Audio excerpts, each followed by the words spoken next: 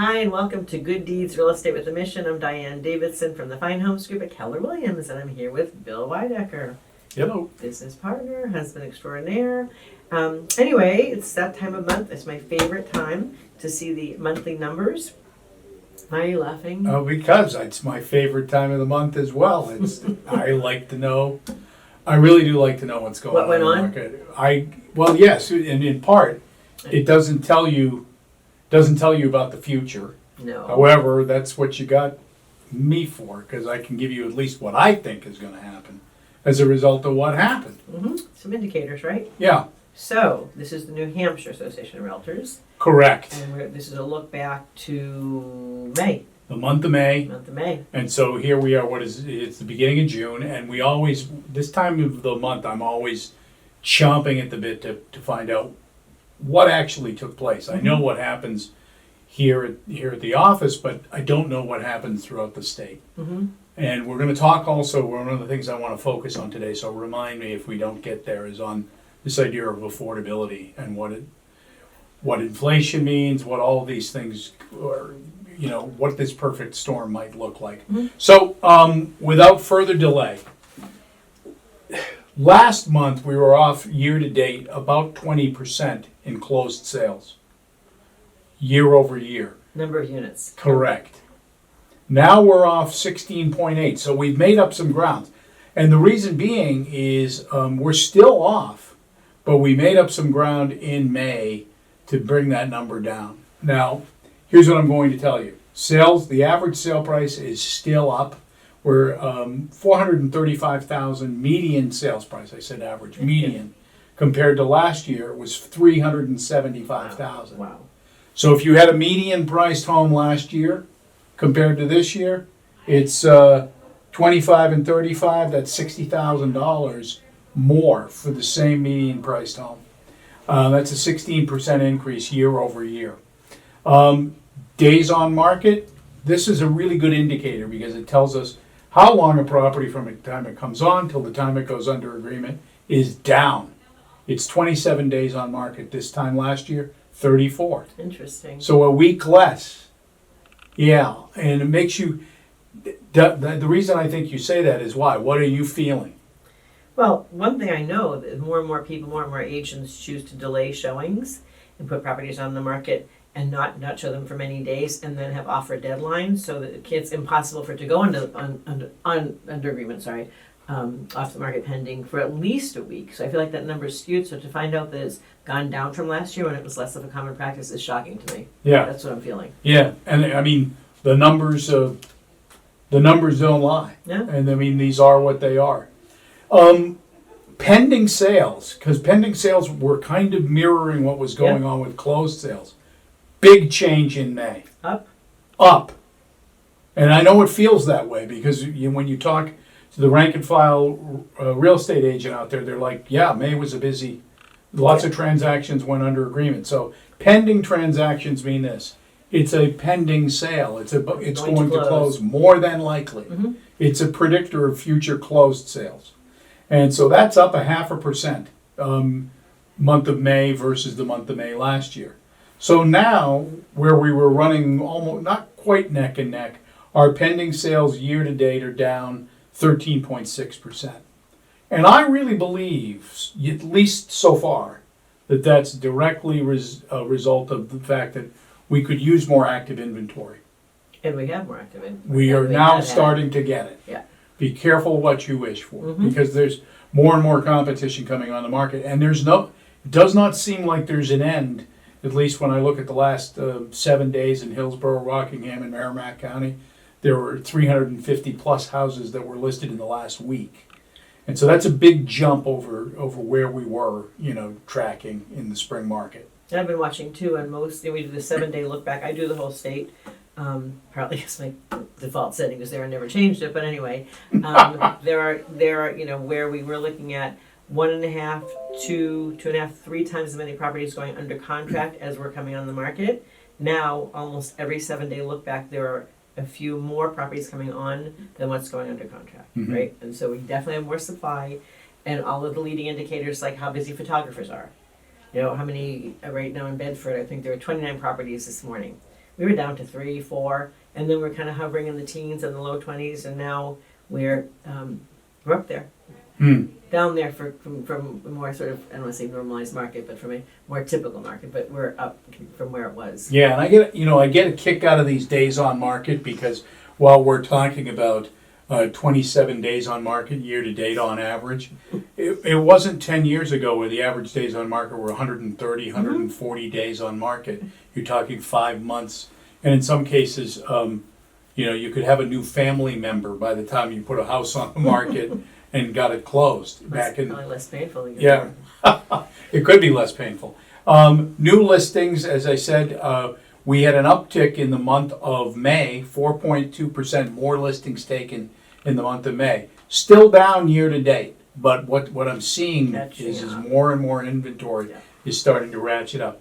I think sellers are starting to get the message.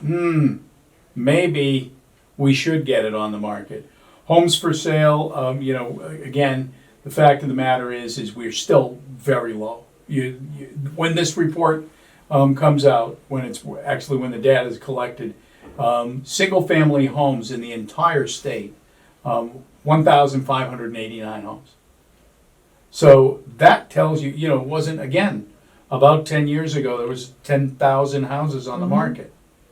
Versus 1,500 today. But we were down around 900 or 1,000 for a while, weren't we? Yes. Oh, yes. That's a huge increase. Yeah, and what I'm going to say though is we could still use more active inventory.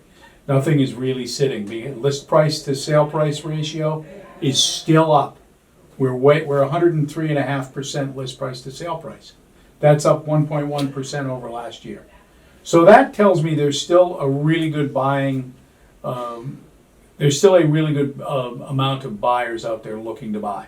They're outstripping the sellers, still 1.25 to 2 to 1, depending on the week that you look at.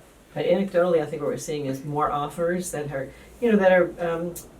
more FHA buyers, more VA buyers, more buyers who are having home inspections. More of those offers are getting accepted. Yeah, which is good. Well, I believe what you've got this backlog of buyers that were frustrated that are now succeeding. They're getting the houses. Right. And sellers are also getting the message. The realtors out there, we're doing a really good job of communicating what's going on in the marketplace. Yeah. I wanted to talk lastly about this idea of affordability. The affordability index in the state.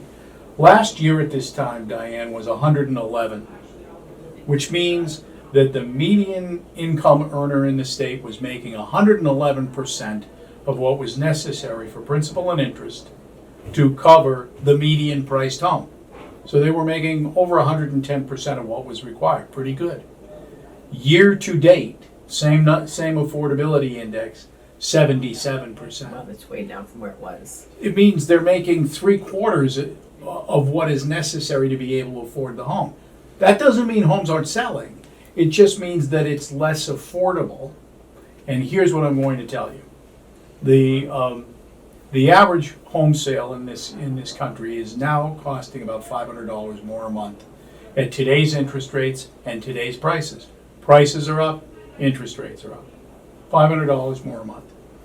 The average American is spending in household income $430 more a month on non-shelter related expenses.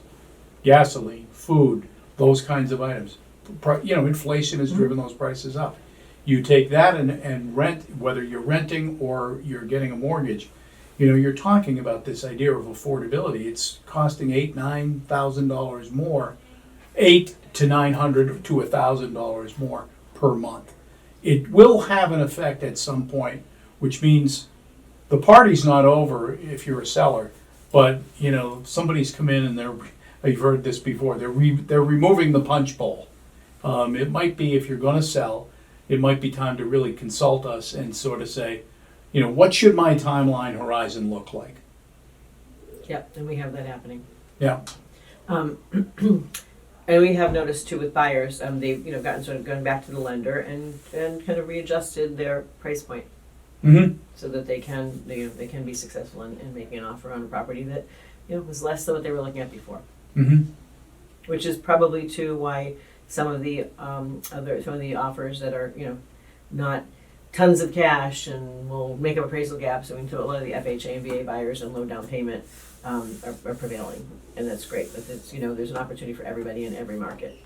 Well, we've said it here before on the program. People don't live in the price as much as they live in the payment.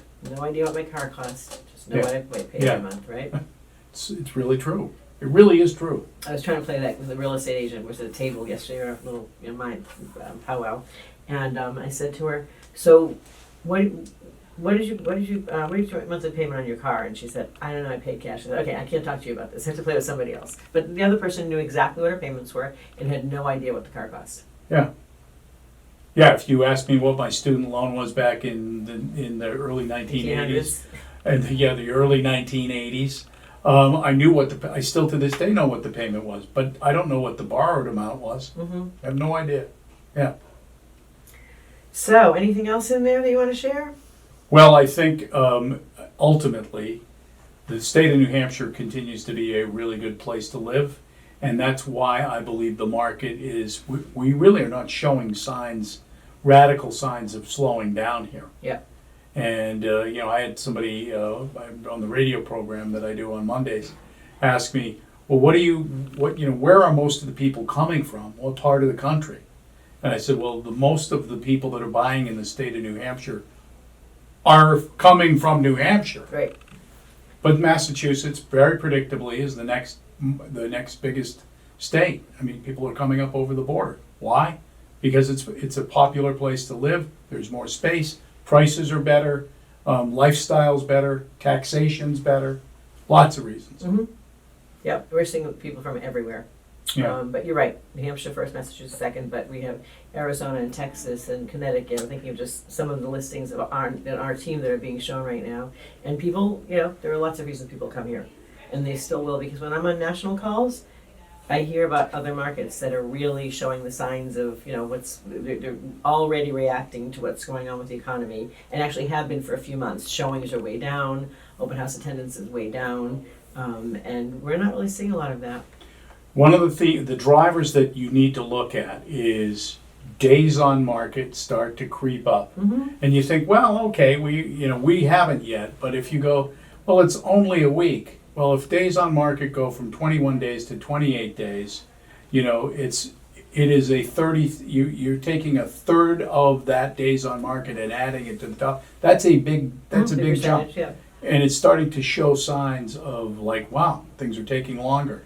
Inventory, active inventory. As that starts to build, it means price adjustments. We look at the price adjustments. So those are all key indicators to me as to the market starting to change. Sorry. No, I was just going to say, and more people talking about it. Mm-hmm. There's more people today talking about the market adjusting than there were a year ago. No doubt about it. Yeah, it's confusing right now. Yeah, there's no lack of data. No lack of headlines. Yeah, and so the point is you can go on, to the internet and look at all the information. There's no lack of that. It's getting somebody to filter through it all and interpret it. And reach a conclusion. Every time I read an article, it's kind of, what does it mean? I can't figure it out. I'm going to call you. So I need to remind you, because you already covered what I was supposed to remind you about. The So I think affordability. Exactly. Yes. Yes. So Thank you I think for that that. probably wraps it up. That does wrap it up. Telepathically. Okay. All so right. we have a knock at the door, so I guess it's a good time to end. The studio lights, the on-air light is obviously not working. So anyway, thanks for tuning in. Please be sure to follow us on your favorite podcast platform or subscribe to our YouTube channel.